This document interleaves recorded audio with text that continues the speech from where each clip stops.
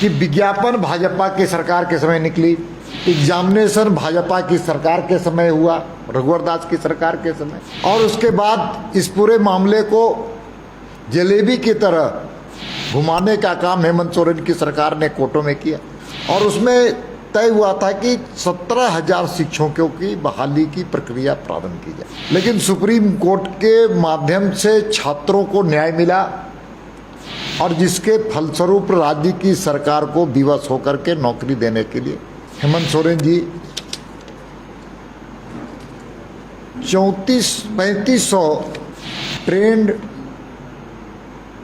Graduate teachers की नियुक्ति पत्र देंगे कि नियुक्ति देकर के वाहवाही लूटने का काम राज्य की सरकार कर रही है। 19 मई को सम्मानित माननीय मुख्यमंत्री झारखंड सरकार Hemant Soren ji 3500 trained graduate teachers की नियुक्ति पत्र देंगे। बड़ा दुर्भाग्य है इस बात का कि जिस सरकार इस नियोजन के खिलाफ लगातार काम कर रही थी, उसकी नियुक्ति देकर के वाहवाही लूटने का काम राज्य की सरकार कर रही है। मैं केवल जानकारी देना चाहता हूं कि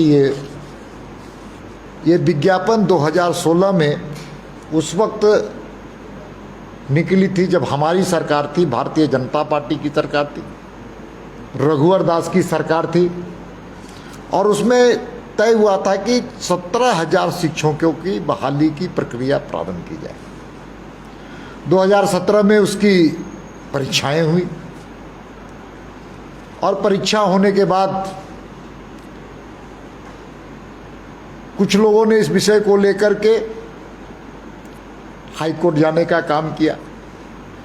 हेमंत सोरेन की सरकार उस वक्त आ गई थी 2019 में, और 2019 में जब इनकी सरकार आई तो इनके वकील, सरकारी वकील, एफिडेविट डाल करके इस नियुक्ति के प्रक्रिया में शिक्षकों की नियुक्ति की प्रक्रिया को रोकने का वो काम कर रहे थे। और उसके बाद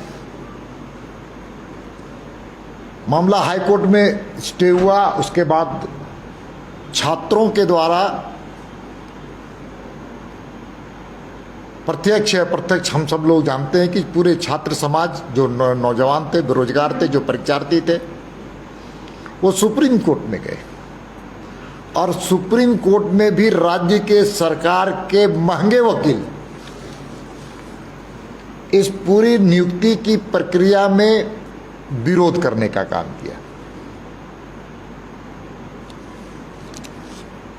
लेकिन सुप्रीम कोर्ट के माध्यम से छात्रों को न्याय मिला और जिसके फलस्वरूप राज्य की सरकार को विवश होकर के नौकरी देने के लिए मजबूर होना पड़ा।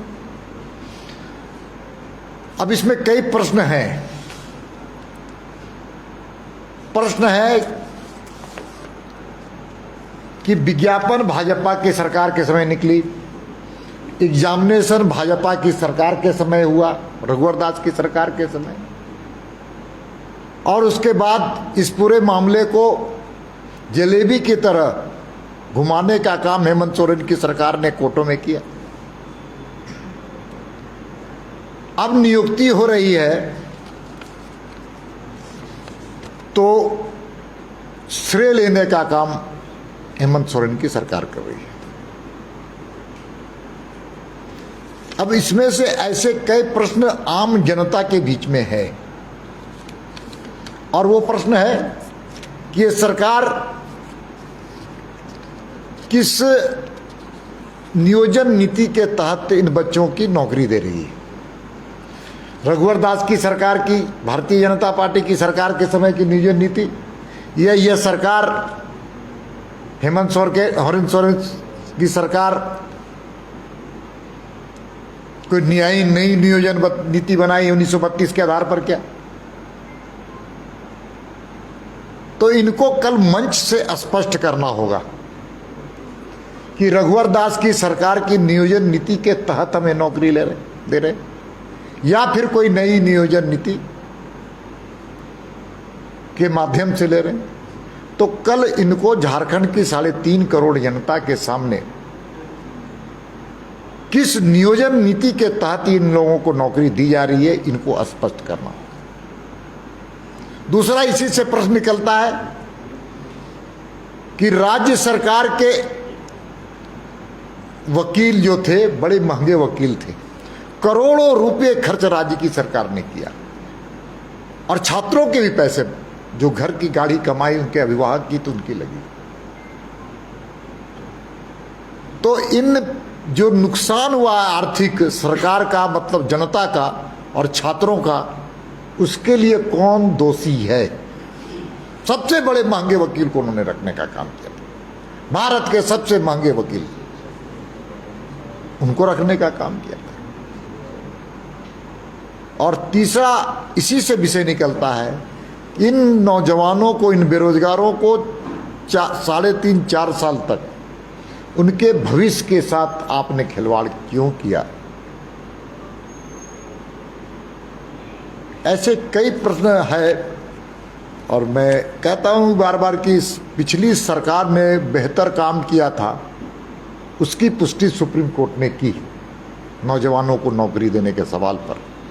हम तो बार बार कहते हैं, माल महाराज का मिर्जा खेले होली। पिछली सरकार का जितने किए हुए काम हैं, उसी को श्रेय लेने का काम ये सरकार कर रही है। इसलिए पंचायत सचिव के मामले में भी हाई कोर्ट में उनके पक्ष में फैसले आए।